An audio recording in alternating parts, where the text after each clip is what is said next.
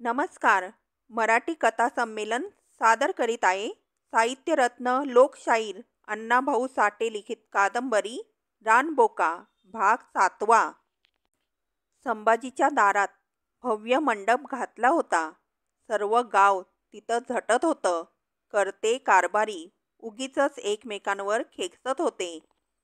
एखाद्यानं किंचित जरी चूक केली तरी ते डोळे वटारीत होते. संभाजी नवरदेव झाला होता. तो गडबडीत होता. आज वजारड्याच्या खिंडीत आपली नवरी लुटली जाणार आहे याची त्याला मुळीच कल्पना नव्हती.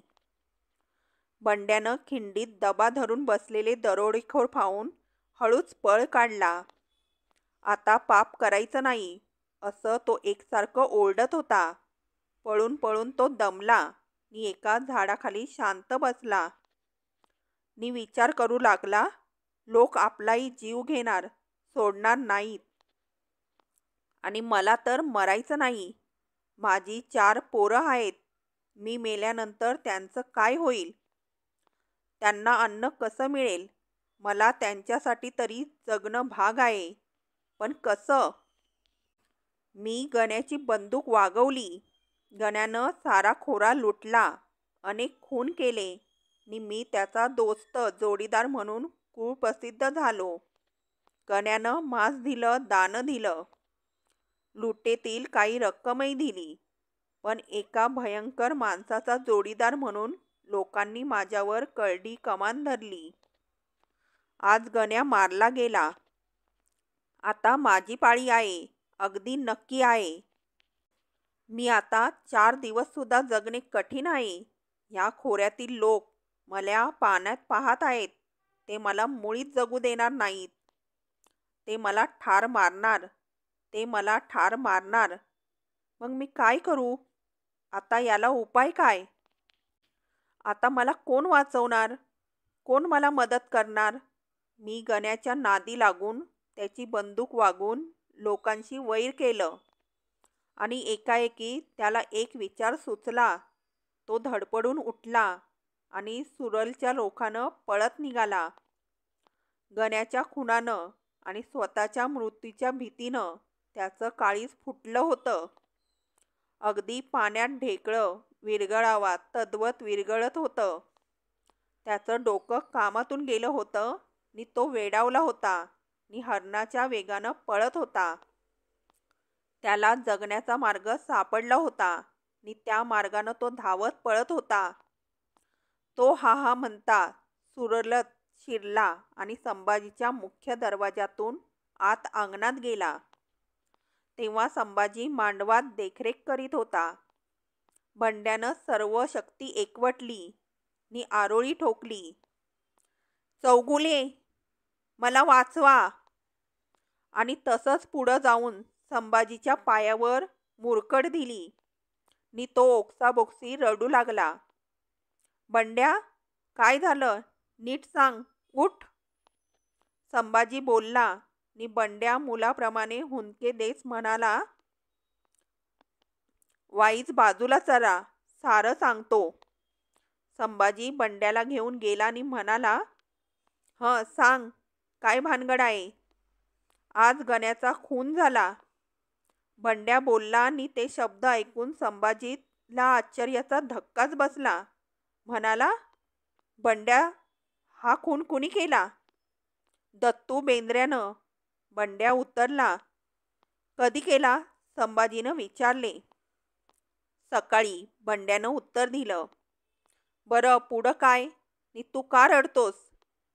संभाजीनं विचारलं आणि बंड्या म्हणाला, आता माझा बी खून करायचा असं माणसं बोलत्यात आणि दुसरं असं की तुम्ही आता घाई करा. तुमचं वराड लुटायसाठी गण्याची माणसं चालल्याती. काय म्हणतोस काय? संभाजीच्या काळजाचं पाणी झालं नि त्यानं विचारलं, ती माणसं कुठं बसली आहेत? वजारड्याच्या खिंडीत. बंड्यानं उत्तर दिलं. किती लोक आहेत गण्याचे? संभाजीने प्रश्न केला. 30-35 दरोडेखोर हायती, बंड्या म्हणाला.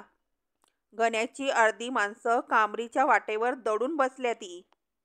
ती मोहनाबाईला दागिन्यासकट पळवणार आहे ती. म्हणजे गण्याचा तसा त्यासनी हुकूमच आहे. आणि आज गण्याचा खून झाला ही बातमी त्यासनी ठाऊक नाही. मग ही भलतीच भानगड आहे. तू इथंच बस.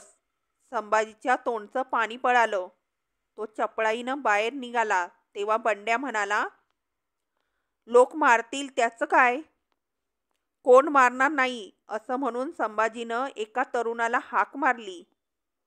तो जवळ येताच त्याला म्हणाला, हा बंड्या रामोशी आहे. त्यानं आज फार महत्वाची खबर आणली आहे. याला कोण मारील तर मारू देऊ नको. तू याच्या जवळ उभा राहा. आणि संभाजी गावात गेला. त्यानं थोड्याच वेळात 200 गडी तयार केले. हत्यारबंद 200 माणसांनी संभाजीचं अंगण गच्च भरलं. त्यात 12 बंदुका होत्या. नि बंड्याकडची गण्याची बंदूक घेऊन संभाजी धावत निघाला. त्यानं 60 गडी नि 4 बंदुका अशी एक तुकडी करून कांबरीच्या वाटेनं रवाना केली. आणि 140 माणसं घेऊन स्वतः वजारड्याच्या खिंडीकडे धाव घेतली. तो धावत होता. त्याचे गावकरी धावत होते नि त्यांची हत्यारं धावत होती. कुऱ्हाडी, भाले, तलवारी ह्या हत्यारांवर पश्चिमेकडे झुकलेल्या सूर्याची किरणं चमकत होती. संभाजी बरोबर त्याचे विचारही धावत होते. तो मनात म्हणत होता, मी खिंडीत पोचेपर्यंत वजारडेकरांचे वराड खिंडीत येऊ नये, नाहीतर विपरीत प्रकार होईल. वराड लुटलं जाईल व जनावरासारखी माणसं क्रूरपणा करतील. वराडातील स्त्रियांना लुबाडतील, त्यांची अब्रू घेतील. वजारडेकरांची दौलत जाईल नि माझ्या अब्रूची लक्तरं वाऱ्याला लागतील. ती गण्याची भुतावळ नवरीवर नक्कीच हात टाकणार. ते मुळीच मागपुढं पाहणार नाहीत, कारण ती माणसासारखी दिसणारं जनावरं आहेत. खिंड चढून जातात संभाजीनं सर्व लोकांना एका दाट झाडीत बसवलं आणि तो एकटाच बंदूक घेऊन अगदी मांजराप्रमाणे पुढं गेला. तो कीर झाडीतून पुढं पुढं सरकत होता नि जागोजाग थांबून कानोसा घेत होता. पुन्हा पुढं पाऊल टाकत होता. मध्येच खाली बसून दूर नजर उगारत होता. तो बराच पुढं गेला नि मटकन खाली बसला. त्यापासून थोड्याशाच अंतरावर 30-40 दरोडेखोर दबा धरून बसले होते. त्यांचं सर्व लक्ष वजारड्याकडे लागलं होतं नि पाहत होते. संभाजी त्यांना पाहून तेथून परत फिरला आणि आपली माणसं घेऊन तो दरोडेखोरांच्या पिछाडीवर ठाण मांडून बसला. खिंडीत निशब्दता नांदत होती. सर्वत्र वादळापूर्वीची शांतता पसरली होती नि वातावरण धगधगत होतं. तिथं कोणीही बोलत नव्हतं की खोकत नव्हतं. दरोडेखोर वराडाची वाट पाहत होते. गण्या येत नाही, तो दारू पिऊन नक्कीच पडला असावा अशी त्यांची खात्री झाली होती. त्यांनी ठरवले होते की या खिंडीत वराड लुटायचं नि असं इकडच्या इकडे पोबारा करायचा. गण्याला काहीच कळू द्यायचे नाही. आणि संभाजी विचार करीत होता की वराड खिंडीत आल्यानंतर दरोडेखोरांनी वराडावर हल्ला केल्यावर आपण त्यांच्यावर मारा करावा की आधीच करावा. शेवटी त्यानं स्वतःच निर्णय घेतला की वराड आल्यानंतर आपण हल्ला चढवणे चुकीचे आहे. त्या दंगलीत आपल्या वराडातील बायका मुलांची दानादान उडेल. त्यांना काहीच कळणार नाही. ती सैरावैरा पळतील. एवढ्यात गाड्यांच्या चाकांचा खडखडाट ऐकू येऊ लागला. बैलांच्या गळ्यातील चाळांचा नाद निनादू लागला नि समोरचे दरोडेखोर उठले, तयार झाले. त्यांनी हत्यारं सरळ धरली आणि संभाजीनं बंदूक लोड केली नि मग सर्वच बंदुका तयार झाल्या. त्याचे सेफ्टी कॅच उघडण्यात आले नि लगेच संभाजीनं हल्ला चढवला अशी खून केली नि एका दरोडेखोराच्या मागे एकाच वेळी नळी बंदुका गरजू लागल्या. त्यांनी ती खिंड हादरून गेली. पुढं असलेल्या दरोडेखोरात हाहाकार उडाला. काही दरोडेखोर धडाधड कोसळून पडले. संभाजीच्या बंदुकीने तर कहर केला. एकूण एक दरोडेखोर भाजून काढा. संभाजीनं आरोळी ठोकली. वराड्याच्या गाड्या मध्येच थांबल्या होत्या. दरोडेखोरांनी स्वतःला सावरले होते आणि ते झाडाचा आश्रय घेऊन सुरलकरांवर गोळीबार करत होते. सुरलकरांच्या नळी बंदुका पुन्हा पुन्हा दणकत होत्या. पहिल्या फेरीत पडलेले दरोडेखोर खिंडीतील गाड मार्गावर धडपडून पडले होते आणि पुन्हा एक एक पडत होता आणि एक एक पळत होता. वराडाच्या 5 गाड्या त्या लढाईपासून एका फलांगावर उभ्या होत्या. त्या 5 गाड्यात बसलेली मुलं बाळं त्या गोळीबारानं भयभीत झाली होती. आपल्यापुढं काय चाललं आहे हेच मुळी त्यांना कळत नव्हतं. रामरावासह सर्व गडी हत्यार घेऊन सज्ज होते आणि संभाजी अचूक गोळी मारून एक एक दरोडेखोर पाडत होता. नळी बंदुकांच्या धडाक्यानं डोंगर दणाणत होता. त्याचा प्रतिध्वनी दरी कपारीत उठत होता. कामरीच्या वाटेवर अवघे 15 दरोडेखोर एका लवणात बसले होते आणि त्यांच्यावर कठीण प्रसंग आला होता. उरलेल्या लोकांनी त्यांना चारी बाजूनं वेढलं होतं आणि त्यांच्यावर गोळ्यांचा वर्षाव केला होता. ती 7 हत्यारी माणसांची फळी फोडून बाहेर पडणं त्यांना अवघड झालं होतं. ते कोंडलेल्या लांडग्याप्रमाणे धावपळत होते आणि पुढं बंदूक कडाडली की माघार घेत होते. 2-4 दरोडेखोर लवणात जखमी होऊन पडले होते. अखेर त्यांनी हत्यारं टाकली आणि हात जोडले. मग सुरलकरांनी त्यांना पकडले. तेव्हा ते दरोडेखोर म्हणाले, गुन्हा माफ करा आणि जीवदान द्या. सुरलकरांना नाहीतरी रक्तपात नको होता. त्यांनी आपली जखमी माणसं घेऊन पळा म्हणताच ते ती आधी मेलेली माणसं घेऊन डोंगराकडे पळत सुटले आणि मोहनाची वाट निर्विघ्न झाली. खिंडीत संभाजीनं दरोडेखोरांची धूळधाण केली होती. अनेक मुडदे जागोजागी पडले होते आणि जे उभे होते त्यांचा धीरच खचला होता. ते हळूहळू माघार घेत होते. अखेर आपल्या साथीदारांची मडी तशीच टाकून जिवंत दरोडेखोरांनी पळ काढला आणि खिंडीतील लढाई थांबली. खिंड शांत झाली आणि मग रामरावांच्या 5 गाड्या पुढं आल्या. आणि जेव्हा रामरावाला खरा प्रकार समजला तेव्हा त्याला अतिशय आनंद झाला. आणि वराडाच्या गाड्या पुन्हा सुरलकडं दौड मारू लागल्या.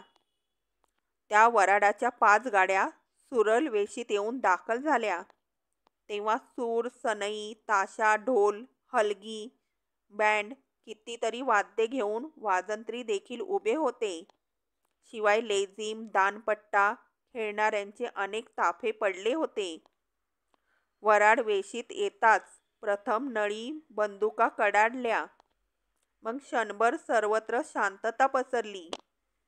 आणि मग सनईचा मधुर नाद निनादला आणि नंतर एकदम सर्वच वाघ्याच्या एकाच वेळी गर्जना झाली.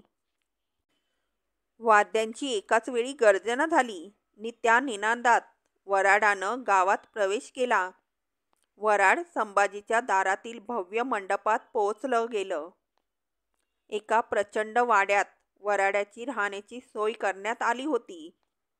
वराड जानवंशात पोचले आणि संभाजी परत फिरला आणि घरी आला तेव्हा दारातच बंड्या रामोशी तसाच बसला होता. आता कामरीच्या वाटेवर काय घडलं असेल या एकाच विचारानं संभाजीच्या मस्तकात काहूर केले होते. त्याला मोहनाच्या सुरक्षितेची काळजी वाटत होती. तो मनात म्हणत होता, आमचे लोक वेळेवर पोचले असतील का? जर ते उशिरानं गेले असतील आणि त्यांच्या पूर्वीच मोहनाची गाडी आली असेल तर नक्कीच घात झाला असेल. पण मग गाडीवान तरी घरी आला असता, तोही कसा आला नाही? का त्याचा खून झाला? असे कितीतरी विचार त्याला भेडसावीत होते. शेवटी संभाजीला शांत बसवेना. त्यानं चटकन उठून मोटारसायकल काढली. एकट्यानं बाहेर जाणं जरी धोक्याचं होतं तरी त्यानं त्याची पर्वा केली नाही. तो मोटारसायकलीवर बसून नी खांद्याला बंदूक लावून कामरीच्या मार्गानं धावत निघाला. अगदी वाऱ्याच्या वेगानं तो निघाला होता. संभाजी वेशीतून बाहेर पडून थोडासा पुढं गेला नाही, तोच एक गावकरी पुढून धावत आला. तो दुरूनच मोटारसायकल थांबवण्याची हाताची खूण करीत होता. त्याच्या पुढं जातात संभाजीनं मोटारसायकल थांबवली नी विचारलं, नाना काय आहे? ही चिठ्ठी दिली या, वाचून बघा, नाना बोलला.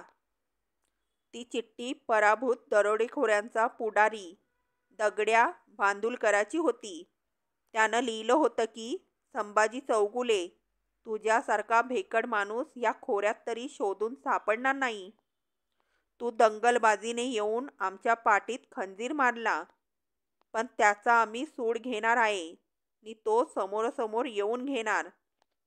यात तीळ मात्र चुकणार नाही. जर चुकलो तर आम्ही आमच्या कुळाचं नाव सांगणार नाही. तू समोरासमोर आला असतास तर तुलाही तुझ्या माणसांची पुष्कळ मडी घेऊन रडत जावं लागलं असतं. असो, आता हे लक्षात ठेव की मी येणार आहे. जरी गण्याचा खून झाला असला तरी आम्ही जे जिवंत आहोत ते सर्व तुझ्या लग्नाला येणार आहोत नी तुझ्यावर तांदूळ पडण्याऐवजी बंदुकीच्या गोळ्यांचा वर्षाव होणार आहे. तुझा वैरी दगडू बांदुलकर. ती चिठ्ठी खिशात घालून संभाजी पुन्हा विचारमग्न झाला.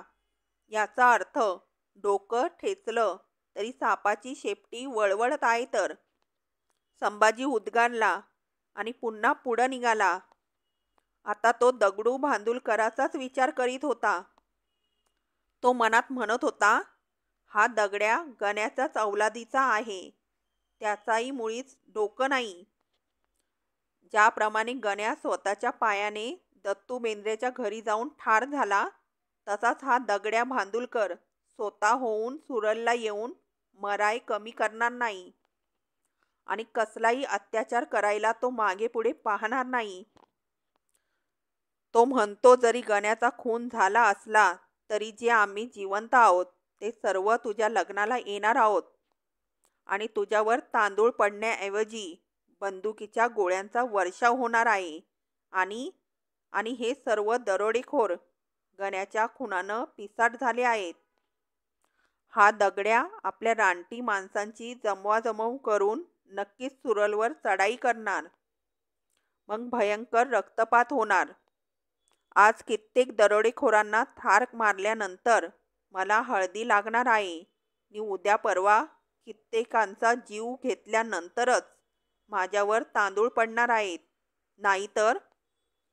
संभाजी विचार करीत होता आणि त्याची ती मोटारसायकल क्षणोक्षणी गती घेत होती. वाटेतच एका लवणात सुरेलचे गडी उभे होते. त्यांना पाहताच संभाजी म्हणाला, काय खबर आहे तुमच्याकडची? नंतर भिवा नलावड्यानं घडलेला सर्व प्रकार सांगितला. तो ऐकून संभाजीला आनंद झाला. परंतु मोहनाला उशीर का झाला आहे? का दरोडेखोरांची एखादी टोळी पुढे बसली नि तिनं घात केला? ह्या विचारानं संभाजीची पाठ घेतली आणि मी थोडं पुढं जाऊन येतो असं सांगून पुन्हा तो पुढं गेला. पुढच्याच लवणात मोहनाची गाडी धावत येत असलेली दिसली. ती गाडी पाहून संभाजीच्या जीवात जीव आला. गाडी येऊन संभाजी पुढं थांबली. संभाजीही थांबला. मोहना त्याला पाहून आनंदित झाली, हसली नी म्हणाली, काय नवरदेव, मांडव सोडून माळात का फिरत आहात? मुर्द पाडाय? तो उतरला, अगं बाई कुणाचं हो? तिनं चमकून विचारलं. दरोडेखोरांचं. संभाजी म्हणाला, आता लवकर घरी चल, मग सर्व सांगतो. गण्याचा सकाळीच खून झाला. काय म्हणता? तो रानबोका मारला? मोहनाला आश्चर्य वाटलं. दत्तू बेंद्र्यानं त्याची शिकार केली. संभाजीनं आपली मोटारसायकल मागे फिरवली. ती मोहनाच्या गाडीपुढं मंदगतीनं चालू लागली. संभाजी आपली सर्व माणसं आणि मोहना यांना घेऊन वेशीत आला आणि सर्व वाद्यांच्या गजरात त्यानं मोहनाला घरी नेली. संभाजीनं आपल्याच वाड्यात माळावर मोहनाच्या राहण्याची सोय केली होती. तिथं कसलंच उनं नव्हतं. मोहनाबरोबर तिची ती म्हातारी आजीही आली होती. माळावर जाताच मोहना ती सर्व व्यवस्था पाहून चकित झाली आणि मग संभाजीनं घडलेला सर्व प्रकार तिला सांगितला. गण्याचा खून, खिंडीतील लढाई, कामरीच्या वाटेवरची चकमक हे सर्व ऐकून मोहनानं अंगावर काटा शिरशिवल्यासारखं केलं. उशिरानं ती म्हणाली, मला आता आंघोळ करायची आहे. जरूर जरूर सरकार, इथं सर्व तयारी आहे. मोरीत पाणी आहे, साबण, टॉवेल आहे. स्टोव, चहा, साखर, दूध आहे. संभाजी म्हणाला. आणि एक बाई आपल्या तैनातीला आहे. अहो, पण इतका बंदोबस्त का? मोहनानं हसत विचारलं आणि संभाजी म्हणाला, लवकरच आम्ही मांडवाच्या मेंढक्याशी बांधले जाणार आहोत आणि मग तुझी गैरसोय होऊ नये म्हणून आधीच सर्व तयारी करून ठेवली आहे. असं का? तसे तुम्ही फार शहाणे आहात. मोहना डोळे विस्फारून म्हणाली. मी आंघोळ उरकते बया. हळदीला अजून पुष्कळ वेळ आहे. मोहना आंघोळीला गेली आणि एकाएकी संभाजीला म्हातारीच्या शब्दांची आठवण झाली. ती एकदा म्हणाली होती की 100 नमरी सोनं असून आज हिनाच्या पंक्तीला बसलंय. संभाजी म्हातारीला म्हणाला, आजीबाई, मी कामगिरीला आलो होतो तेव्हा तुम्ही म्हणाला होता की ही मोहना 100 नमरी सोनं असून आज हिनाच्या पंक्तीला बसलंय. याचा अर्थ काय? तेव्हा म्हातारी गंभीर झाली आणि म्हणाली, बाबा, ही मोहना माझी नात नव. ही वजारडेकर शंकरराव पाटलाची लेक. ही जन्माला आली त्याच दिवशी तिची आई हे जग सोडून सर्गी गेली. त्याचवेळी माझी एक लेक वजारड्यात नांदत होती. म्हणून मी वजारड्यावर जात होते वरचे वर. शंकररावांची आणि माझी ओळख झाली होती. आई मेल्यावर 4 दिवसांची मोहना शंकररावांनं माझ्या ओट्यात घातली. नि हिला सांभाळा असं सांगितलं. पुढं 2 वर्षानं शंकरराव बी हे जग सोडून गेलं. नि मोहना पोरकी झाली आणि मी माझी लेक म्हणून तिला जपली. थोडीशी शाळा शिकवली नि वाढवली. पण काही लोकांनी तिला तमाशाचा नाद भरवला आणि ही चांदणीसारखी मोहना, घरंदाजांची मोहना, शंकर पाटलांची मोहना आज तमाशवाली म्हणून ओळखली जाती. काही लोक तिला बघून नाक मुरडत्यात, काही लोक बघून वेडे होत्यात. समजलं? काय म्हणतात वजारडेकर शंकर पाटलाची लेक म्हणजे ही मोहना? संभाजी स्तंभित होऊन म्हणाला, अरे रे, काय हा दैव दुर्विलास. मी खोटं कशाला बोलू? म्हातारी म्हणाली, परुबडे गावी शंकर पाटलाची सासू अजून जिवंत आहे. तिला विचारा. मग संभाजी काहीच बोलला नाही. तो खिन्न झाला आणि मोहना स्नान करून हसत आली तेव्हा ती टवटवीत फुलासारखी भासत होती. जणू शुक्राची चांदणीच संभाजीच्या वाड्यात अवतीर्ण झाली होती. तिचं स्वरूप पाहून संभाजी दिपला नि तिची ती जन्मकथा ऐकून त्याला हळहळ वाटत होती. जर ही मोहना आज आपल्या माहेरी असती तर एखाद्या राजाची राणी शोभली असती. हिच्या पुढं कित्येक माना करकर वाकल्या असत्या. परंतु दैवानं तिचा घात केला आहे नि तिला तमाशात नाचाय लावली आहे. याचाच संभाजी विचार करीत होता. मोहनानं त्याच्या पुढं जाऊन विचारलं, काय नवरदेव, कसला विचार करता आयात? तूच सांग पाहू. बोल. संभाजी बोलला, तुम्ही विचार करीत आहात तो माझा. खरं का? मोहना म्हणाली नि ती दोघं मोठ्यानं हसली. नंतर संभाजीनं दगड्या भांडुलकराची चिठ्ठी मोहनाला दिली आणि ती वाचून तिला धक्काच बसला. क्षणात तिच्या चेहऱ्यावरील आनंद मावळला आणि ती भयभीत होऊन म्हणाली, म्हणजे याचा अर्थ तुमच्या मागची पीडा अजून टळलेली नाही. होय, मी आता पुढील तयारीला लागतो. संभाजी म्हणाला, आता हळदीची वेळ होईल. तू आता आराम कर आणि हळदी लावायला ये. पण कशी कशी येऊ? मोहनानं खुदकन हसून विचारलं. आणि संभाजी म्हणाला, अशी ये की लोकांनी म्हणावं, मांडवात चौथीचा चांद उगवला आहे. जातो मी. बरं पण जपून, मोहना काळजीच्या सुरात म्हणाली. आणि संभाजी माळीवरून खाली उतरला तेव्हा चिमाबाईचं डोकं फिरलं होतं. मोहना माळीवर उतरल्याचं समजल्यापासून तिच्या हातापायाची आग झाली होती. संभाजी खाली येत असता ती त्याला संतापून म्हणाली, हे काय आरंभलंय शंभू? शेवटी ही तमाशात नाचणारी भटक भवानी तू माझ्या डोकीवर आणून बसवलीस नाही का? आई हळू बोल, संभाजी म्हणाला. तिचा अपमान करू नको. तू आड दाखवला म्हणून मी लग्नाला तयार झालो आहे, परंतु आता मीही तुला आड दाखवून ठेवतो. जर तिचा तू अपमान केलास तर परिणाम भयंकर होईल. कसला परिणाम नि कुणासाठी? चिमाबाई खेकसून म्हणाली. ती कोण तुळस लागून गेली या? तुळस का काय? मुलखाची वडळ नी म्हण, तिच्यासाठी भयंकर परिणाम होईल. अरे ती काटेरी सोंगड नव का? तू तिला तुळस करून माझ्या माळावर जागा दिली आहेस. ती सोंदड का तुळस हे तुला समजलं म्हणजे तुझे डोळे पांढरे होतील आई. संभाजी संतापून म्हणाला. आधी माणसाला माणसानं समजून घ्यावं आणि मग बोलावं. मग सांग तुझ्या तुळशीचं तुळसपण, चिमाबाई म्हणाली. ऐक, तू मला काय बी सांग, पण आधी त्या बयाला माझ्या टाळक्यावरनं उतरव नी दुसरीकडं नेऊन ठेव, नाहीतर मी तिचं सामान घराबाहेर फेकून देईल. ठीक आहे, तेही करून पहा, संभाजी गंभीर सुरात म्हणाला. मग तुलाही रडत बसावं लागेल. काय करशील तू? चिमानं नाक फेंदारलं. मी तुझ्या भावाचं हे वराड नवरीसह धोपटून बाहेर काढीन, संभाजी म्हणाला. मग पड तू आडात नि मर. अरे पण हे कुणासाठी? त्या तमाशात नाचणाऱ्या बाईसाठी तू हे करणार? चिमाबाईनं विचारलं. नाही, आता मला असं सांग की वजारड्यात शंकर पाटील होता का? संभाजीनं विचारलं. होता, चिमा उत्तरली.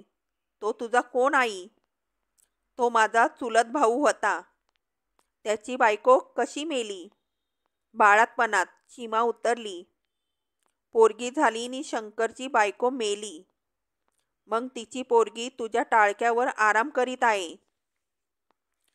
संभाजी काय म्हणतोस तरी काय? चिमाबाई चकित होऊन म्हणाली. हे खरं कशावरून? शंकर पाटलाची सासू जिवंत आहे, तिला विचारून ये, संभाजी म्हणाला.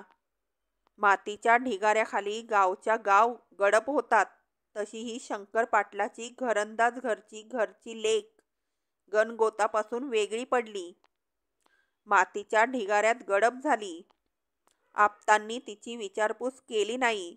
22 वर्ष ती कापरीत एका म्हातारीजवळ दिवस काढीत आहे. आलं का लक्षात? अरे देवा र देवा, माझ्या भावाचा वंश की, हे मला काय बी ठाऊक नाही, चिमाबाई हळूहळू बोलली नि संभाजी म्हणाला. आता जा नि आधी तिचं सामान बाहेर फेकून दे, पळ पाहू. बरं नाही, ती कशी का असना, पण ती माझ्या स्वतःची हाय, चिमा म्हणाली. लक्ष्मीनी मोहना मला 2 नाहीत्या. का का 2 नाहीत? संभाजी चिडून म्हणाला. मोहना ही शंकर पाटलाची, तुझ्या चुलत भावाची लेक आहे, समजलं तेव्हा तुझ्या हृदयात मायेचा पाजर फुटला. नाहीतर तू तिचं सामान फेकून देऊन या लग्नाची धूळधाण करणार होतीस. म्हणे मोहना माझ्या रक्ताची आहे.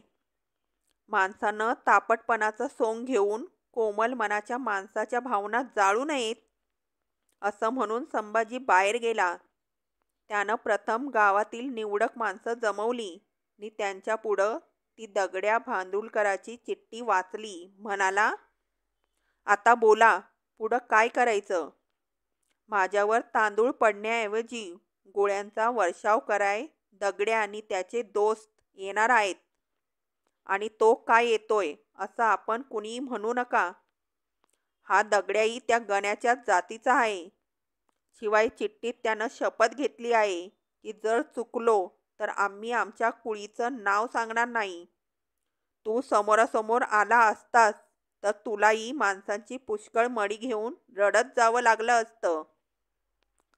या दगड्याच्या म्हणण्याचा अर्थ त्याची बरीच माणसं ठार झाली असावीत आणि त्यामुळे तो आता पिसाट झाला असावा आणि तोच सुरेलवर चालून येण्याची तयारी करीत असावा असा माझा अंदाज आहे.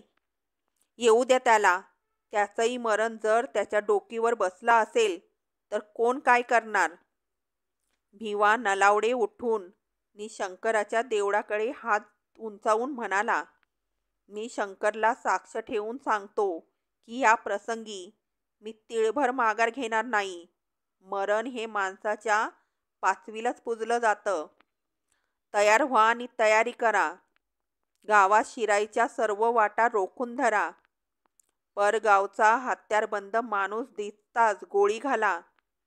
जितकी माणसं मारता येतील तितकं मारू. आणि हेही सांगतो, मला माणसं मारायची हौस नाही. रक्तपात पाहून मला आनंद होत नाही.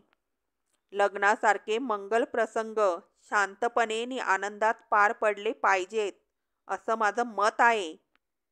पण जर वधूवरांवर तांदूळाऐवजी बंदुकीच्या गोळ्यांचा वर्षाव कराया कोण आलं असेल त्याला माझा सक्त विरोध आहे.